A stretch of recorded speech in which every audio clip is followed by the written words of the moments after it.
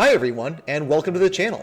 My name is Infantry Pulse, and today we're going to be going through an Aether Raids Offense showcase of my Savvy Fighter Ignatz.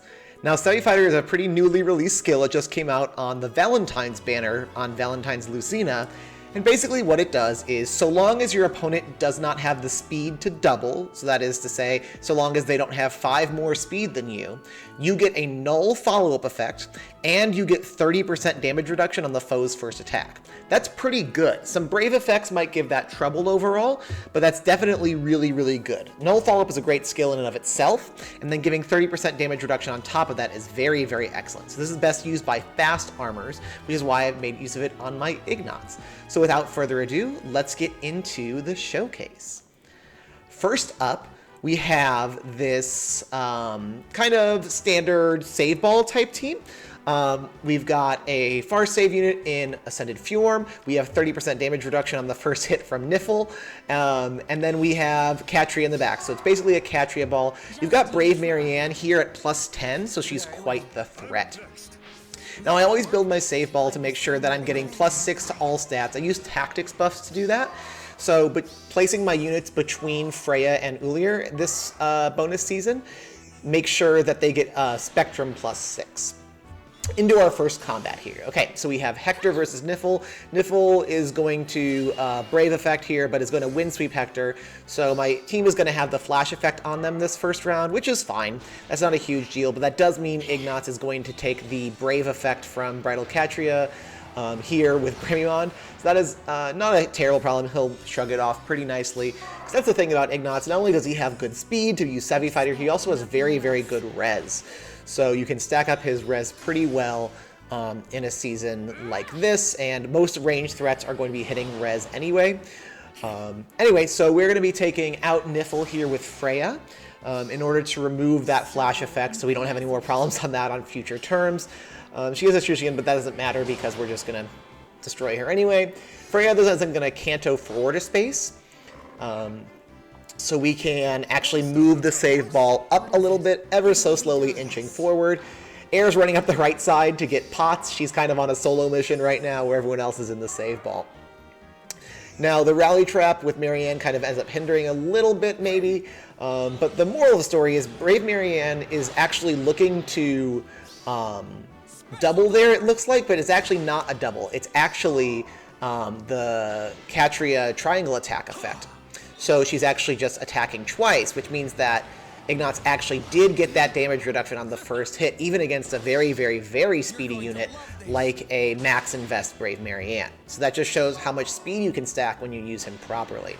I support this team, as you can see on your screen, I support this team using Sabotage Speed on my Air. You could go Phantom Res in the Seal. I decided that she's probably fine without it. And Distant probably gives more value in the end. But that's definitely a good strategy, is try to lower your opponent's speed as much as possible. I also am running Sabotage Attack on Milla to give my units more bulk. Now, Bolt Tower looks like it would help here, kind of, but really Freya would have killed either way there. Hector would have also, Hector couldn't have killed Catria without Bolt Tower, but I could have just used Ignatz to kill Catria instead. But yeah, Bolt Tower does help. It's Bolt Tower bonus season when I recorded this, so yeah, it definitely does help a little bit, but not a terrible amount.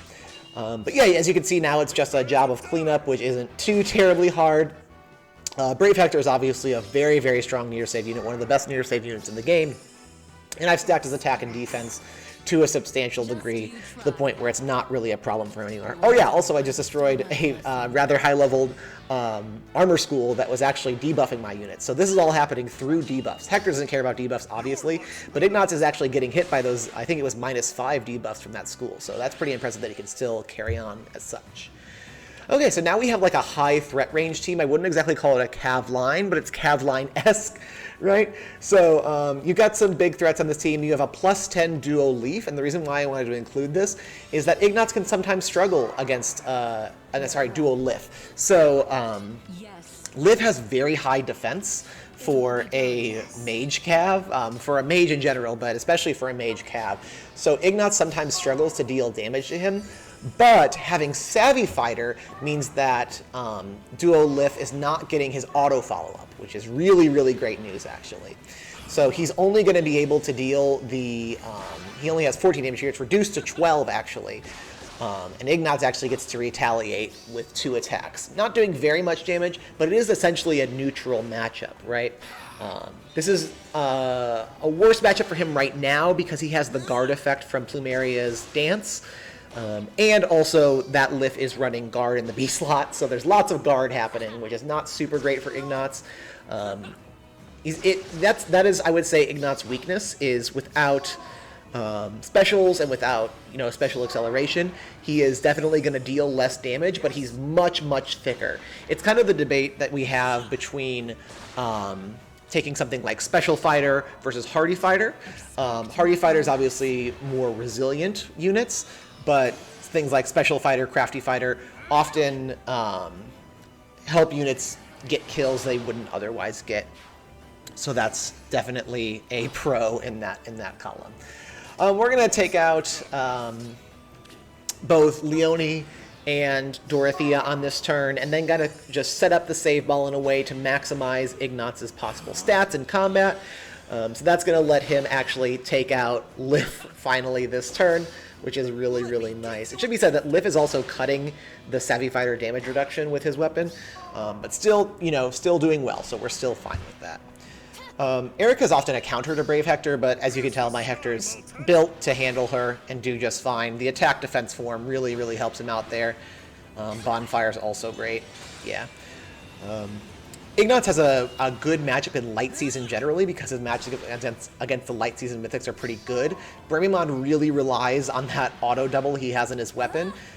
Savvy Fighter just denies that. So running a Savvy Fighter Far Save unit on Light Season is pretty good. Not that Bremimon is often a threat to Far Save units, but he can be. He can be a little bit of trouble sometimes, so I don't want to say that, it's a given that your Far Save unit can tank Bremimon all the time. And now we're just doing cleanup, essentially, so we'll just be cleaning up these pots here with Ullr and Freya, and then Air can actually take out Bremimon herself. The Lifiaberg refinement here is pretty good. Obviously, you can't use Air Force as well with the refinement, but otherwise, it's a very strong refinement. And the Sparkling Boost remix is very, very strong.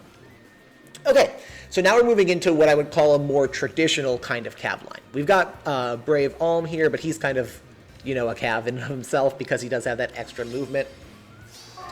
The main reason I wanted to showcase this team is to showcase the matchup versus a Corrin. The Corrin is relatively low merges here, but she does have ARD attack speed, which is the maximum attack speed boost you can get from an A slot. It has plus 10 to each stat, so I guess Unity could technically, if you were super debuff, give more, but that's not often the case, so yeah, so more consistent in the form of ARD attack speed. Sigurd was isolated here, so he gets to attack instead of dancing, which is very sad for him because Ignatz is obviously just going to blow up and take absolutely no damage in return, so that's fun.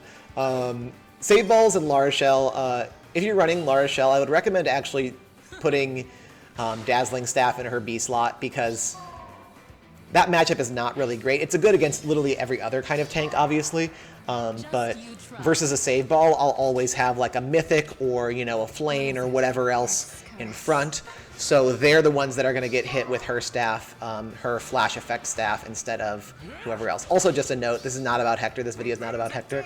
But Hector is outrunning Brave Alm here. He's outspeeding Brave Alm, so I just think that's funny. So he doesn't get windswept, which is, just a great time. I mean, he obviously was +0 versus +10, and there were debuffs and whatever, but I just thought that was funny when I saw it. But you'll see here that Corrin doesn't outspeed Ignatz, so she doesn't get her true damage based on speed, even with all of the investment she has, and Ignatz is able to just absolutely destroy her in return. So that's a really, really strong matchup to a unit that sometimes gives far save tanks trouble. A lot of times armored units are slow, and they rely on auto doubles, either in their weapon or in something like a Crafty Fighter.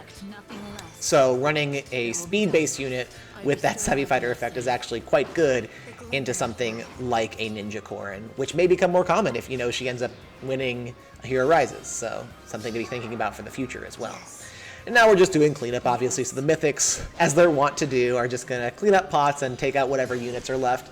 I do think that building up your mythics and giving them good skills is something that's actually quite valuable, and you will actually see a return on investment in those because you're using them across all your teams, right? So building up, giving rare fodder and giving super good skills, like I have Trace on Freya, for example, Fury 4 on Air, not that rare, but it's worth it. It definitely is worth it in the end. So that was that team. Coming up next here, we have just a +10 kind of nightmare team. I don't know that this is the world's best map in the world, but it is a bunch of units that are very scary, and all of them are sitting at very high merges with the exception of that Sothis. So this is something that could potentially be very, very scary if you were not prepared. So we're going to take the time to get these pots here. You'll notice that Catapult breaks my Bolt Tower, so that's kind of a non-issue this match, which is fine. We're going to take the time to get the pots and kind of set up the save ball to a place where everyone feels comfortable. You notice I always try to keep, again, Freya and Ullr there within 2 spaces of the armor saves, so that we're always getting the +6 to all stats. So as I'm setting up, I'm trying to maintain that even across turns. It can sometimes be it doesn't seem worth it because, you know, Air has things like Distant Guard and stuff, so it might be more productive to get Air in there, but for consecutive terms, the strength to maintain, that's going to be getting those +6 always. Now, Ignatz actually would have killed here if Milla was farther up. I chose to put Air farther up to give the Distant Guard buffs, but I probably should have just taken Milla because he only needed 1 more attack there, so if Milla was actually in range to give her Nurturing Breath buff to Ignatz would have one-shot dagger in return there, which would have been nice. He actually does outspeed this +10 Milla, though, which is great, because Milla gets that huge damage reduction on the first hit, so Ignatz following up with that second hit is able to take out Mia pretty well. Mia is a unit that has given me trouble before, so I'm glad that Ignatz deals with her pretty well there. We're just going to take out that Tactics Room just to make sure it's not trouble for the future, and then we're just going to ball up in essentially the same place that we were last turn. Dagger dealing a little bit, or not taking as much damage this turn, but doesn't matter because, you know, she's lower health, so it's fine. Sheeta doing her best against Brave Hector. Yeah, effective damage is good and all, but you got color triangle disadvantage versus a unit with so much speed. Yes. We're going to use Freya here to take out Catria. It's not a concern, but it does just make things go faster. And then we'll just move up the save ball and be able to take out Sothis just fine. But yeah, I think the Savvy Fighter skill it's kind of niche, right? So it's only really for those fast armor units, of which there are not many, and of which there are truthfully not a lot of better users than Lucina herself, which is interesting to me. But there are units like Ignatz, like Felix, for example, as well, if you already have your Felix built up, that use Savvy Fighter super, super well. Null follow-up is obviously great. Getting the extra 30% damage reduction is also great, and when you have a unit that can already kill, like something like Ignatz that has Spendthrift Bow, giving that extra +7 attack, it really becomes worth it. Alright, last team, best team, here we go. So like always, I like to end these videos going up against an Infantry Pulse team. So we have an Infantry Pulse team here that aims to pre-charge both Yuri with Dragon Fang and Micaiah's Iceberg, and that Micaiah is super scary, Ascended, +10, you know, super max invest on the Micaiah. I believe the Yuri was also up there in merges. I don't remember off the top of my head, and I didn't look when it was running, but yeah, definitely some really, really strong units here that we're going against, as well as, you know, high invest Dimitri and Ike, but those are problems for Hector, so we won't talk as much about that. So I do take the time to isolate Triandra. I think that is worth it, just because her dance is not a fun time, right? It gives that guard effect, so sometimes that can be a problem. So just getting Triandra out of the way early is always kind of better. So now Yuri here running Dragon Fang deals a ton of damage. Lethality would have done a lot more, obviously, because Ignatz is getting that damage reduction from Savvy Fighter, because he actually does outspeed the Yuri, which again, super, super cool that he is actually able to do that with things like Kestrel Stance and Speed Res Form. So he does well into these even incredibly fast units. So that's you know, just kind of neato. Just super neat. We love to see it. Good job, Ignatz. You did great, you big nerd. I never did like, this is no shade to Ignatz fans, but I never super liked Ignatz in Three Houses. I never really tried to go out of my way to use him, which I'm sorry, Ignatz, but just didn't super enjoy as a character. It's fine.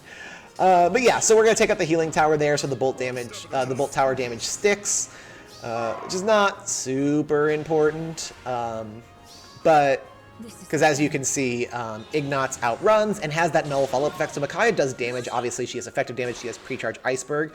But because of null follow-up, she doesn't get the auto follow-up from her Thani Tome. Again, that would have been... I don't think that would have been an issue because she was at such low health there. But if she was at fuller health, and I was running something like Crafty Fighter or Special Fighter instead, Ignatz probably dies there, which is, you know, a little bit ooky spooky. So we're going to smite air forward, get on the bolt trap. I think in my brain, I was thinking there that I had like Wings of Mercy plays to make, but I forgot that there's no Wings of Mercy on this specific save ball team, so that was kind of a waste, but it doesn't matter. That just means Dimitri's at 1 health, so it means anyone on the team can tap him down probably just fine, despite his, you know, pretty good bulk and damage reduction and all that stuff. But what we're just setting up right now is we're just baiting Dimitri into a place where he's going to want to run forward and I can just take the pots from behind his back, which is really great. And then Ignatz will finish him off here because, you know, it's an Ignatz video, so he earned it. I hope you guys all enjoyed the video. Make sure to like the video, subscribe to the channel if you haven't already. I'm hoping to produce more content like this week and going forward. So if you enjoyed it, yeah, make sure to subscribe and come on back now. Thank you all. Bye.